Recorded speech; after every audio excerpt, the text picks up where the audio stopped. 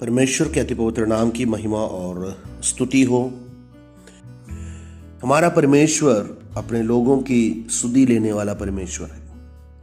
उनकी अवस्थाओं को जानकर, उनकी अवस्थाओं में आकर अपने वायदों को याद करते हुए उनकी अवस्थाओं को बदलने वाला परमेश्वर है हमारा परमेश्वर। इस अच्छे दिन के लिए मैं परमेश्वर को धन्यवाद देता हूँ। पिछले दिनों में इस अपहोल्डिंग हैंड्स चैनल के द्वारा आप लोगों के साथ परमेश्वर के वचन को पहुंचाने का मौका परमेश्वर ने मेरे भी जीवन में दिया।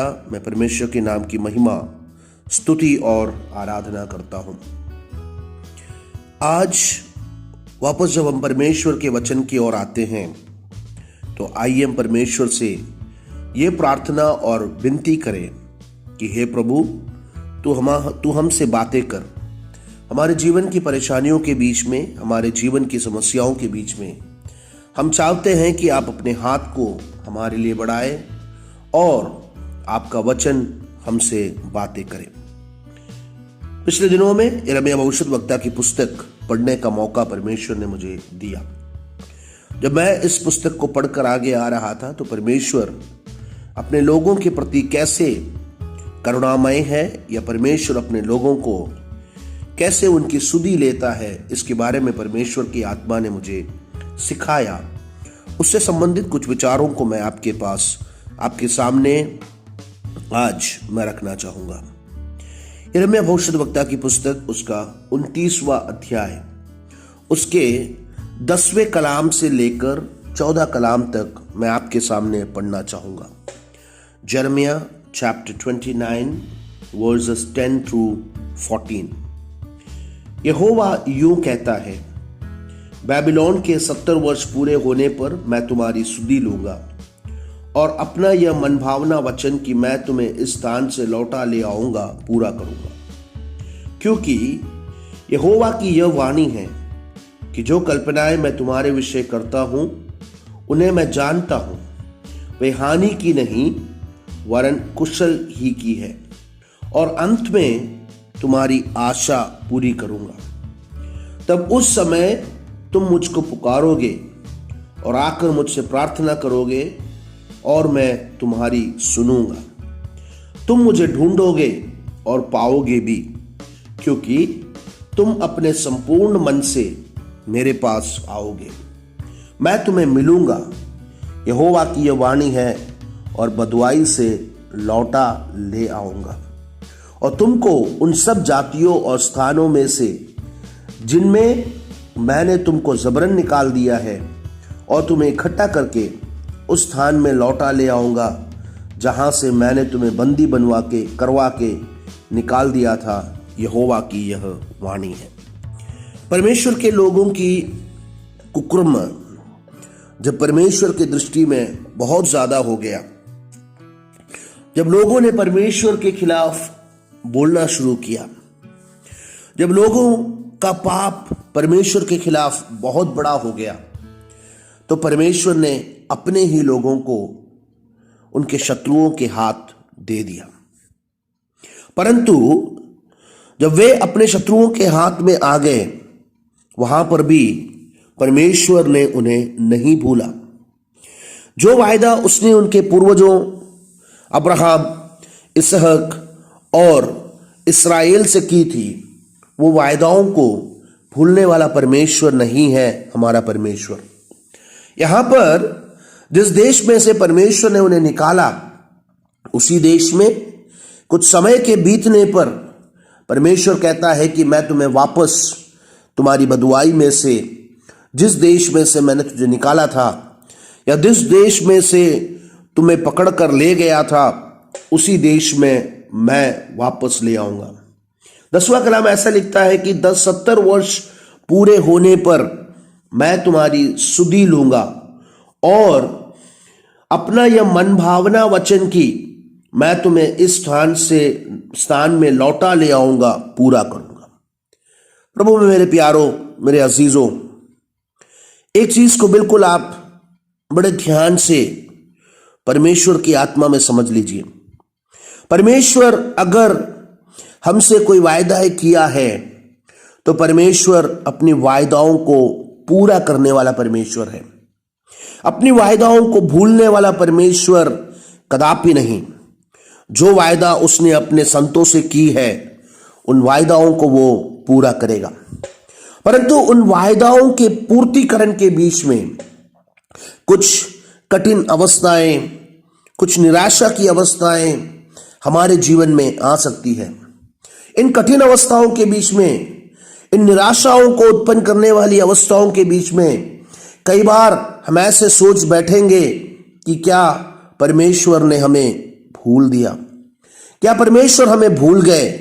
ये सवाल हमारे जीवन में होना कई बार संभव है। परंतु परमेश्वर कहता है कि समय के पूरा होने पर मैं तुम्हारी सुधि लूंगा और तुम्हारे बारे में जो मन भावना वचन है मैं उसको पूरा करूंगा। क्योंकि उसका 11वां कलाम, क्योंकि यहोवा की यह वाणी है। यह परमेश्वर तुमसे खुद कह रहा है। यह किसी मनुष्य के द्वारा रची गई या मनुष्य लोगों को प्रसन्न करने के लिए कहने वाली कोई बात नहीं।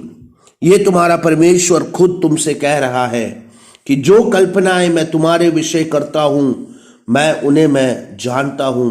वे हानि की नहीं वरन कुशल ही की है और अंत में तुम्हारी आशा पूरी करूंगा। कितना धैर्य दिलाने वाला परमेश्वर का वचन।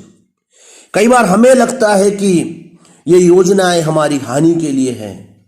कई बार हमें लगता है कि ये योजनाएं हमें परास्त करने के लिए हैं। कई बार हमें लगता है कि ये योजनाएं हमारे बनाने के लिए नहीं परंतु हमें गिरा देने के लिए है। कई बार हमें लगता है कि इसके बीच में हम खत्म हो जाएंगे। परमेश्वर की जो भविष्यवाणी मेरे विषय में है वो भविष्यवाणी मेरे जीवन में पूरी नहीं होगी। परंतु परमेश्वर बड़े स्पष्ट रीति से कहता है, जो कल्पनाएं मैंने तुम्हारे विषय में किया है मैं उसे जानता हूं। वे तुम्हारी हानि की नहीं परंतु कुशल ही की है और अंत में तुम्हारी आशा को पूरी करूंगा। देखिए, हमारे कुशल के लिए योजनाओं को बनाने वाला परमेश्वर, हमारी आशाओं को पूरी करने वाला परमेश्वर। कई बार लग रहा होगा कि हे परमेश्वर, क्या ये योजनाएं हमारे कुशल के लिए है? हे परमेश्वर, क्या इससे हमारी आशाएं पूरी होगी? ये सवाल कहीं ना कहीं से हमारे जीवन में उत्पन्न हो रहा होगा। परंतु परमेश्वर कहता है, हाँ, ये तुम्हारी भलाई के लिए है, ये तुम्हारी कुशल के लिए है और तुम्हारी आशाओं को मैं पूरी करूंगा।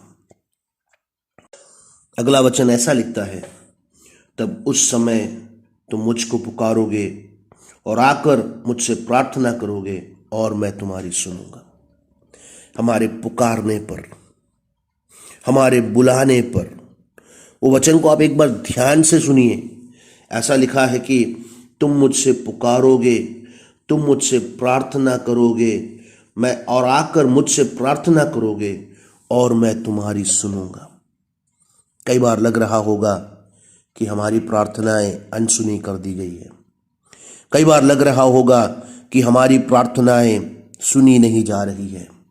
कई बार लग रहा होगा कितनी प्रार्थनाएं करने के बावजूद भी मेरी प्रार्थनाओं का जवाब क्यों नहीं मिल रहा है।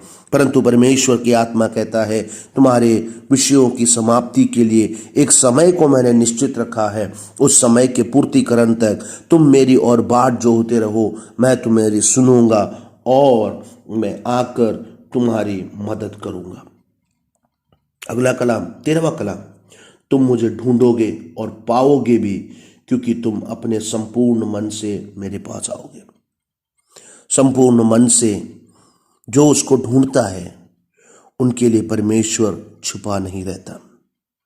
कई बार जिस तरह से ढूंढना चाहिए उस तरह हम ढूंढ नहीं पाते हैं। कई बार हमारे जीवन की व्यस्तताओं के बीच में जिस प्रकार परमेश्वर की हजूरी में जाना चाहिए उस तरह हम पहुंच नहीं पाते हैं। परंतु जब हम पूरे मन से, पूरे दिल से, पूरे हृदय से जो परमेश्वर को ढूंढता है उनके लिए परमेश्वर कहता है, मैं तुम्हारे पास आऊंगा। हमारी कष्टों के बीच में, परेशानियों के बीच में, बदुआई के बीच में, आइए इन दिनों में दुनिया भर के लोग जिस समस्याओं में से होकर जा रहे हैं, उन सारी समस्याओं के बीच में परमेश्वर कहता है कि एक समय मैंने निश्चित रखा है, वो समय की पूर्तिकरण होने पर मैं सबको लौटा ले आऊंगा। और तुम मुझसे पुकारोगे और प्रार्थना करोगे, मैं सुनूंगा, और तुम मुझे ढूंढोगे और तुम मुझे पाओगे। कई बार जीवन की अवस्थाओं में लग रहा होगा कि हे प्रभु, मेरी प्रार्थनाएं नहीं सुनी जा रही। हे प्रभु, मैं तुझे ढूंढ रहा हूं, परंतु तू मुझसे छुपा हुआ है। परंतु परमेश्वर कहता है, थोड़ा और वक्त दे दो, थोड़ा और समय दे दो। तुम्हारे जीवन में थोड़े और कार्यों को मुझे पूरा करना है। वो कार्य, वो योजनाएं तुम्हारी नाश के लिए नहीं, तुम्हारी विपत्ति के लिए नहीं, परंतु तुम्हारे कुशल की है। अंत में तुम्हारी आशा पूरी होगी। अंत में परमेश्वर अपने लोगों को हियाव दिलाता है कि ये मेरी वाणी है, मैं तुम्हें बंधुआई से लौटा ले आऊंगा, और उन सब जातियों और स्थानों में से जिनमें से तुम्हें जबरन निकाल दिया गया था, वहां पर मैं तुम्हें वापस लौटा के ले आऊंगा। क्या सुबह उस परमेश्वर के वचन के ऊपर हमारी आशा को लगा सकते हैं? कहता है कि मैं तुम्हें लौटा ले आऊंगा। तुम्हारे विषय में जो योजनाएं हैं, वो योजनाओं को मैं पूरा करूंगा मात्र नहीं, उन योजनाओं के अनुसार मैं तुझे लौटा ले आऊंगा। आइए परमेश्वर से कहें, हे प्रभु, हमारे बारे में जो आपकी योजनाएं हैं वो हमारे कुशल के लिए हैं। कई बार इन मुसीबतों से होकर जब निकलते हैं, जब विकट परिस्थितियों में से होकर निकलते हैं, कई बार हम समझ नहीं पाते हैं कि परमेश्वर ये योजना कैसी है। परंतु आज सुबह आपके वचन के सामने हम अपने आप को समर्पण करते हैं और हम मानते हैं प्रभु कि आपकी योजनाएं हमारे विषय में हमारी कुशल के लिए है, ना कि हमारे नाश के लिए। क्योंकि आपके वचन ने हमें वापस हियाव दिलाया कि पुकारो मैं सुनूंगा, ढूंढो तो तुम पाओगे। जो ढूंढता है उसे मिलता है, जो पुकारता है उसकी सुनता है। आइए उस पर आशा लगाएं। हमें लौटा लाने वाला परमेश्वर, हमारे बारे में अपनी योजना, उसकी योजनाएं हमारी भलाई के लिए करने वाला परमेश्वर, उस पर पूरी आशा लगाए, उस पर आशावान हो जाए, उस पर हियाव लगाए और उससे पूरे धैर्य और हियाव को हमारे जीवन में पाए। इन वचनों के द्वारा परमेश्वर आप सभी लोगों को बरकत दे।